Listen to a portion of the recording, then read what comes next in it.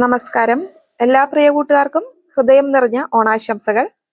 ഇന്ന് ഓണം സീരീസിന്റെ അവസാനത്തെ റെസിപ്പിയാണ് നമ്മൾ ഇന്ന് കാണിക്കാൻ പോകുന്നത്. പരിപ്പ് പ്രഥമനാണ് ഇന്ന് നമ്മൾ വീഡിയോയിലൂടെ പങ്കുവെക്കുന്നത് കേട്ടോ. വളരെ രുചികരമായ പരിപ്പ് പ്രഥമൻ എങ്ങനെയാണ് തയ്യാറാക്കാൻ നോക്കാം. പായസം ഉണ്ടാക്കുന്നതിന് വേണ്ടി ആദ്യം ചെറുപയർ പരിപ്പ് ഒന്ന് റോസ്റ്റ് ചെയ്തെടുക്കാം. അതിനായിട്ട് പാൻ ചൂടായി വരുമ്പോൾ അതിലേക്ക് 1/4 കപ്പ് ചെറുപയർ പരിപ്പ് ഇട്ട് കൊടുക്കാം. ഇനി ഒരു മീഡിയം ഫ്ലെയിമിൽ വെച്ച് തുടർച്ചയായി ഇളക്കി കൊടുത്തൊന്ന് റോസ്റ്റ് ചെയ്തെടുക്കുക. പരിപ്പ് മൂത്ത് വരുംതോറും മഞ്ഞ കളറിലുള്ള പരിപ്പൊന്ന് കളറൊക്കെ ഒന്ന് മാറി ലൈറ്റ് ബ്രൗൺ കളറിലോട്ട് മാറി വന്നുകൊണ്ടിരിക്കും. ഇപ്പൊ ഇവിടെ പരിപ്പെല്ലാം മൂത്ത് വന്നിട്ടുണ്ട്. ഇനി ഇത് മറ്റൊരു പാത്രത്തിലോട്ട് ഇട്ട് കൊടുത്തതിന് ശേഷം ചൂടോടെ തന്നെ നല്ലപോലെ ഒന്ന് കഴുകി വൃത്തിയാക്കി എടുക്കുക. കഴുകിയെടുത്തിട്ടുള്ള പരിപ്പ് കുക്കറിലോട്ട് ഇട്ട് കൊടുത്തിട്ടുണ്ട്.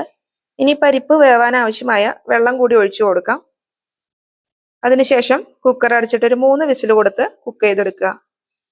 വേവിച്ചു വെച്ച പരിപ്പ് പായസം ഉണ്ടാക്കാനുള്ള ഉരുളിയിലോട്ട് മാറ്റാം. ഇനി ഇതൊരു സ്പൂണോ തവിയോ വെച്ചിട്ട് നല്ല പോലെ പരിപ്പെല്ലാം ഒന്ന് ഉടച്ച് യോജിപ്പിച്ചെടുക്കുക.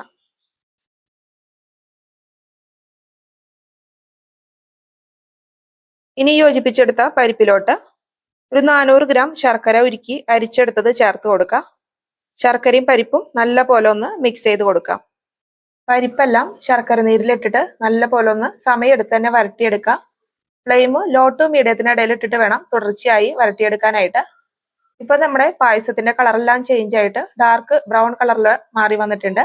ഇതിലോട്ട് ഈ സമയം തേങ്ങയുടെ 2ഉം 3ഉം പാല് പിഴിഞ്ഞത് ഒഴിച്ചു കൊടുക്കാം. ഏകദേശം ഒരു 4 കപ്പോളം തേങ്ങാപ്പാലാണ് ഞാനിവിടെ ചേർത്ത് കൊടുത്തിരിക്കുന്നത്. ഇനി തുടരെ ഇളക്കി കൊടുത്ത് പാലൊന്ന് കുറുകി വരുന്നവരെ വറ്റിച്ചെടുക്കാം.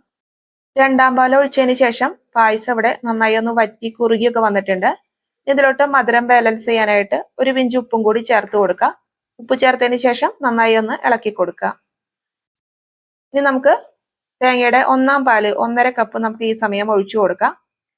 1ാം പാല് ചേർത്ത് കഴിഞ്ഞാൽ പിന്നെ ഒട്ടും തിളപ്പിച്ചെടുക്കണ്ട. നന്നായി ഒന്ന് ഇളക്കി കൊടുത്ത് ചൂടാക്കി എടുത്താൽ മതി.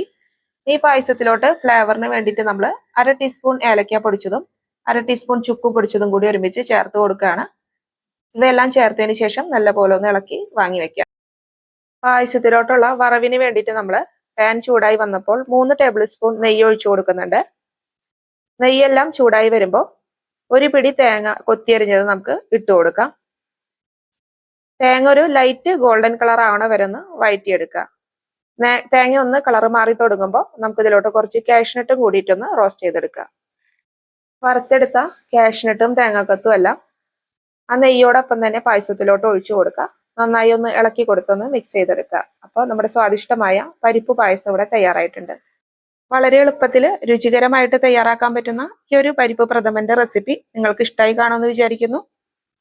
ആദ്യമായിട്ട് നമ്മുടെ ചാനൽ കാണുന്ന കൂട്ടുകാരാണെങ്കിൽ വീഡിയോ കണ്ട് ഇഷ്ടമായാലൊന്ന് സപ്പോർട്ട് ചെയ്യാനും സബ്സ്ക്രൈബ് ചെയ്യാനും ലൈക്ക് ചെയ്യാനൊന്നും മറക്കല്ലേ കേട്ടോ.